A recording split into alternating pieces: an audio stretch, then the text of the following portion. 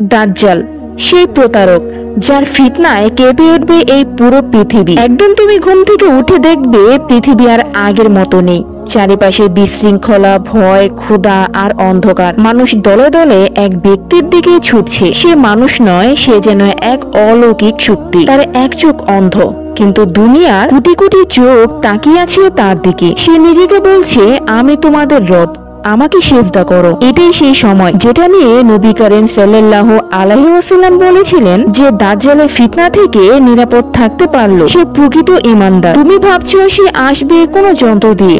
একদমই না। সে আসবে মানুষের ভিতরে লোভ, ভয় আর দুনিয়ার প্রেমকে পুঁজি করে। সে বলবে, আমার দিকে এসো, আমি তোমাদের খেতে দেব। সে দেখাবে সুখ, স্বাচ্ছন্দ্য, সম্পদ। আর তুমি যদি বলো আমি আল্লাহ ছাড়া কাউকে প্রভু মানি না, তবে তোমার জন্য থাকবে ক্ষুধা, ভয়, অবহেলা, হয়তো মৃত্যু। সে বলবে আকাশে বৃষ্টি নামুক, আর পরক্ষণে ঝরে পড়বে মেঘের পানি। সে আদেশ দিবে মাটি ফসল ফলাও, আর মাটি থেকে উঠে আসবে সবুজ শস্য। তখন মানুষ বলবে, এই তো আমাদের রিজিক দাতা, এটাই তো প্রভু। দাজ্জালের চোখ অন্ধ, কিন্তু সে অন্ধ করে দেবে কোটি কোটি হৃদয়কে। তুমি কি তার ফাঁদে পড়বে? রাসূল সাল্লাল্লাহু আলাইহি ওয়াসাল্লাম বলেছেন, দাজ্জাল এমন এক আগুন নিয়ে আসবে যেটা দৃষ্টিতে আগুন, কিন্তু সত্যিকারের তা জান্নাত। আর সে এমন এক জান্নাত দেখাবে যেটা বাইরে থেকে আরামদায়ক, কিন্তু ভেতরে ভয়ঙ্কর জাহান্নাম। দাজ্জাল 40 দিন পৃথিবীতে থাকবে। প্রথম দিন 1 বছরের মতো দীর্ঘ হবে, দ্বিতীয় দিন 1 মাসের মতো, তৃতীয় দিন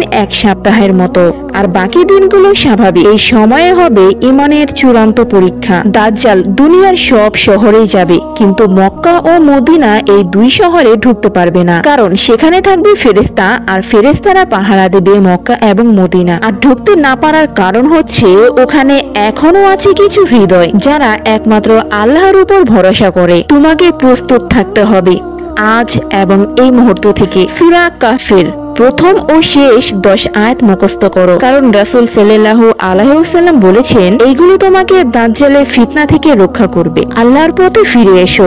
নামাজ, দোয়া, তওবা এগুলো এখন তোমার ঢাল। নিজেকে প্রশ্ন করো, আজ যদি দাজ্জাল এসে যায়, তুমি কি তাকে চিনতে পারবে? তুমি কি দাঁড়াতে পারবে তার মিথ্যার মুখে? কারণ যখন সে বলবে আমি তোমার রব, তখন তোমার উত্তর হওয়া উচিত, আমার প্রভু একমাত্র আল্লাহ। ইন্টারনেটের এই যুগে কিছু একটা ট্রেন্ড হলেই তার পিছনে আমরা ছুটতে থাকি। সেই বিষয়টা আমাদের জন্য, মুসলিমদের জন্য ভালো না খারাপ সেটা আমরা একদমই বিচার করি না। এই পৃথিবী ফানুসের মতো, একদিন নিভে যাবে, আর সময় চলেই যাচ্ছে। তাই আজই সিদ্ধান্ত নাও, ঈমান নিয়ে মরবে নাকি দুনিয়ার লোভে সব হারাবে।